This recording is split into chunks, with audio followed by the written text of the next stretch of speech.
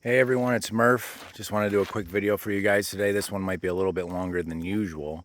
It's going to be kind of in detail, and we're going to show you how to get a used car and not get a piece of junk, not get screwed over, or at least get something that was worth your while. That way you didn't waste your time. So just as an example today, I got a 2013 Dodge Durango, or a 14 I believe it is, and we're going to go through it. I already know what the vehicle is because I've already been driving it for a while, but I'm just going to show you what I would go through. Now you'd probably say, how do you know what to look for to buy a used car? Well, I've been doing this for the past 5 years as a used car dealer, so I would hope I would know by now. And ever since COVID, a lot of these vehicles now are being sold online at auction. So you can buy them either like red light, green light, and I'm not talking about the show, but red light, green light meaning red light's basically as is, green light means the car is guaranteed to be what they say it is. And even at that rate, half the time they really don't want to stand behind it, and they'll argue with you and go back and forth, and it's a big deal to get anything taken care of, but that's what that stands for. But anyways, so every time a car comes in, it gets dropped off here. They drop it off the flatbed, off the tow truck, whatever. Sometimes they just use a trailer. I have to, time is money. I have to go through these cars and basically have a general idea of what the car is within the shortest amount of time possible, so I can find out what it needs to get fixed, buy whatever that is, get it fixed, get it cleaned, and get it ready for sale. So I'm just going to show you guys a couple little tricks I know. That way you can do it yourself, whether you're going to buy private party from a dealer, whatever. So first, when you call somebody and you have a car you're interested in, you can ask for a Carfax. It depends on how much money you're spending. If you're spending $20,000, yeah, a Carfax is probably something you're going to want, whether you're getting a private party or from a used car dealer. But if you're buying something for a couple $1,000s off the side of the road, that's a different story. And also, in saying that, I mean, a couple $1,000 car off the side of the road, you're going to have to let some things go. It's not going to be a perfect car. So everybody's got to be reasonable depending on the price. So I'm just going to start off by saying that, and now I'll get started and show you on something that's like a halfway decent vehicle, what you can look for. So first thing I do is I look at the outside of the car. Now usually we have pictures of this that are pretty in detail. They tell us, the paint, the scratches, whether it usually has some kind of accident report, so we kind of know. But in general, as a person, you're just going to be looking at body lines and stuff. If body lines are, if some are smaller, some are bigger, that could mean the car was in an accident, a fender's been replaced, the door's been replaced, whatever. You want to look for like overspray in certain spots, because a lot of times they'll paint into a spot where you're not going to really see the overspray and blend it in. It can be up high. They'll paint a fender or a door will be a different tint from one another. Now, like kind of in the camera, it looks a little different, but they're actually the same. It's just, the angle. But that's something you can look for. Stuff like that. Anything out of alignment, when doors open or shut, do they rub? You open or shut the hood, does it rub? Anything like that. Front end, make sure the bumper, the lines on the lights line up. Stuff like that. Just general stuff to look for. Pretty easy, but you can get a general idea of what you're looking at. This car's got some small dings in it. There's one right there. Nothing major. So I check out the outside of the car. Sometimes it's even worth checking up top in case you got hail damage, anything like that. Just check it over. That's about it. Car looks good. Then I'll check the tires, stuff like that. And also I have a lift, but I'm just showing you how to do it without a lift, because not everybody has a lift. Check your tires, stuff like that. It's getting kind of dark out, but usually you can check the brake pads. You can get in there, see how thick the brake pads are, get a general idea. Have they been changed? Are they about to go bad? Stuff like that. You want to check to make sure your tires aren't low on one side, like on the inside, low in here, or they're chopped, or they're wavy in any way. That can mean you got front end issues, rear end issues, alignment issues, stuff like that. And then also, we're in upstate New York, so up here, about 10 years and older for vehicles, you got to start worrying about rust. So wear clothes or take a friend. And that's another thing you can do. You can take a friend that has mechanical knowledge with you. That way, if you don't, they can ask the important questions, and it's somebody just in your corner. Always take a mechanic if you have one, or take a friend that has some kind of mechanical knowledge. But if not, just do your best.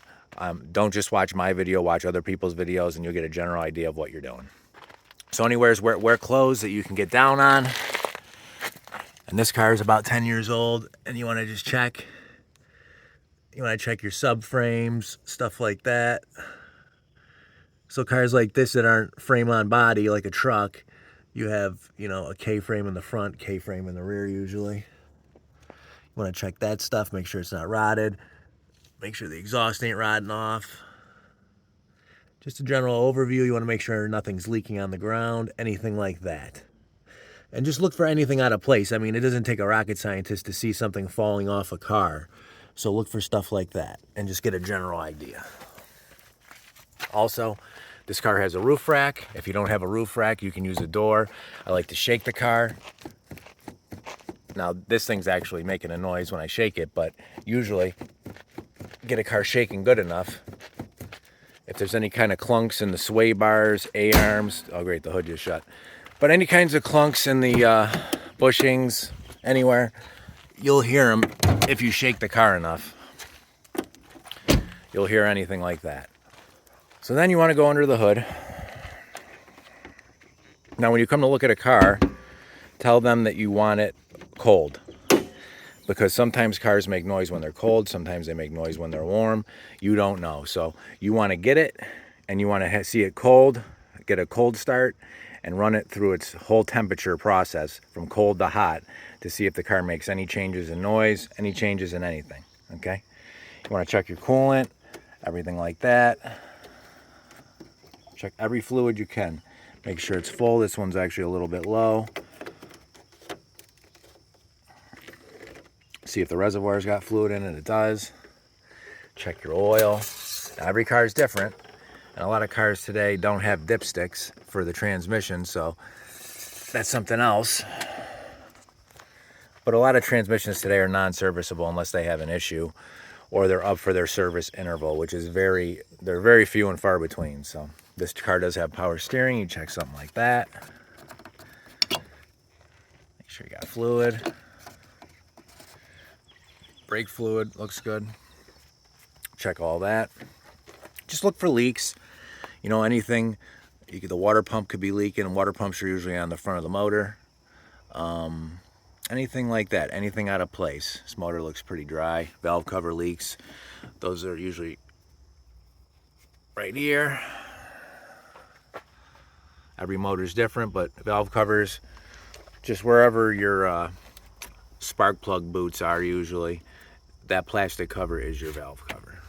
Whether it's a 4-cylinder and there's only one, 6-cylinder and there's 2, or 8-cylinder and there's 2. That's the difference. So just check everything over, make sure nothing out of place. You know, we want to look for wiring, loose wiring, anything like that. If you had wires, sometimes animals get in the vehicles. You never know. So check everything over, make sure it looks good. Trying to make sure I didn't forget anything. I think that's about it. And always check your fluids before you drive a vehicle. Now, some people will say head gaskets.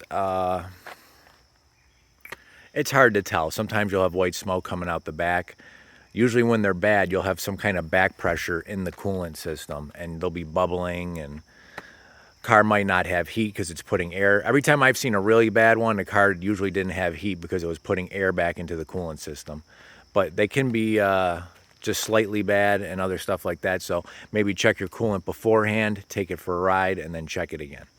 And then obviously you take the car for a ride. You want to make sure it runs good. Now this car's actually got an issue with a radio. So the buttons right here don't work. I have to get a set of buttons.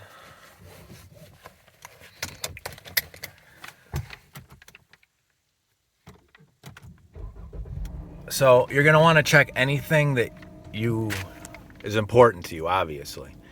If AC is important to you, test it. If the radio is important to you, test it. I mean, I would just test everything anyway. Like I said, the buttons don't work, but they actually work on this. So I don't believe the radio is bad. I just think the button system here is no good. Just check everything over. Is it on dead empty? Sometimes that's not a good sign. It means they don't care about the car. They're just trying to get every ounce of life out of it until they sell it. Does it have a full tank? Somebody that probably took care of the car. Does it have an oil change sticker up here? Are they doing the oil changes themselves? Those are things you can ask. How clean is the car? Also, you want to check the interior out.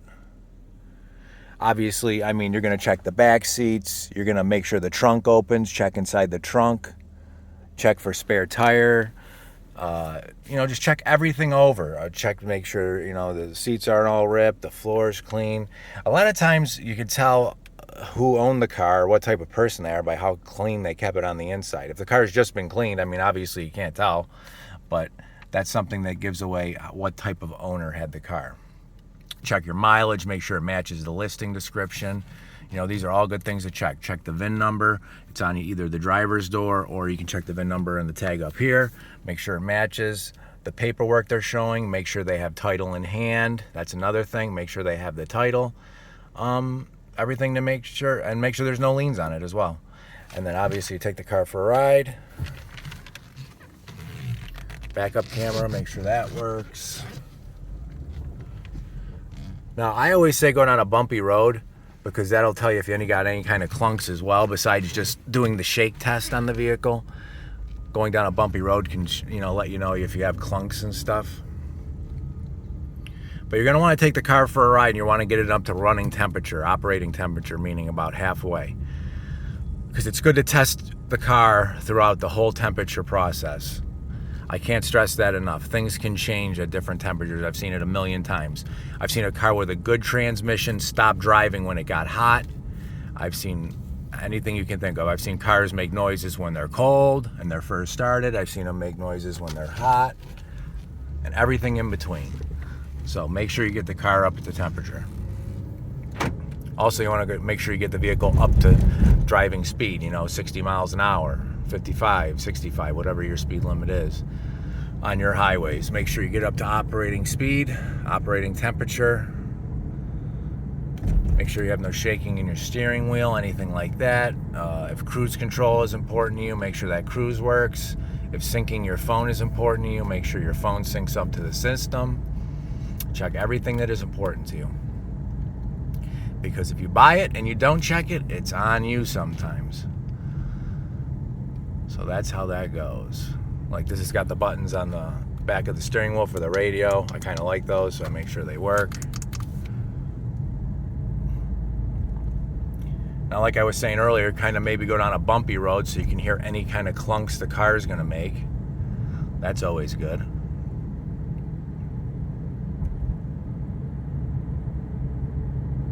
Now, whoever's selling you the car is probably going to be with you, so I wouldn't suggest beating the hell out of the car.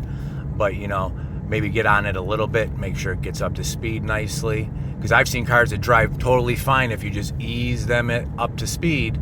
But as soon as you get on them, they would spit and sputter, they would shake, they would do all kinds of crazy stuff. So just put the car through all its paces. And I mean SUV, I'm driving an SUV, but put it through everything you can think of, because I've seen cars act funny at any different little increment you can think of. One time, here's a good story. I drove a truck.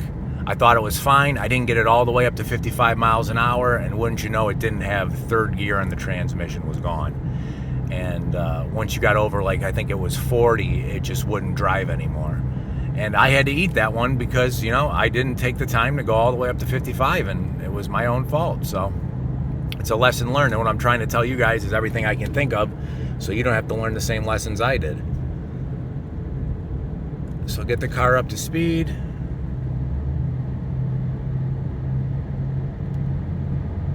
Make sure you have, don't have a wheel out of balance or anything. No shaking in the steering wheel. Maybe slam the brakes a little bit. Make sure the car slows down nice without pulsating. No brake issues. Check your e-brake, not now while you're driving, but check your e-brake and park. Make sure it works before you start driving. I forgot that. That might be important to you. A lot of people don't use them, and then when you go to use it, they snap off or they lock up because they've gone bad from not being used. So just check everything you could think of. Remote starts, whatever. Anything. And drive the car a good while, you know, get it up to temperature. Like this one's almost to halfway. I'm not gonna go crazy, but you guys know what I mean. And take the car for a nice long ride.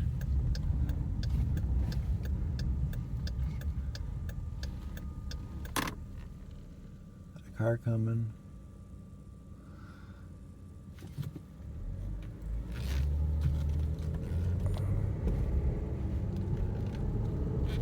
And then when you get the car back to wherever you started, check it again. Make sure it's not leaking any fluids now that it's hot. I've seen cars leak antifreeze once they get warm and it gets under pressure.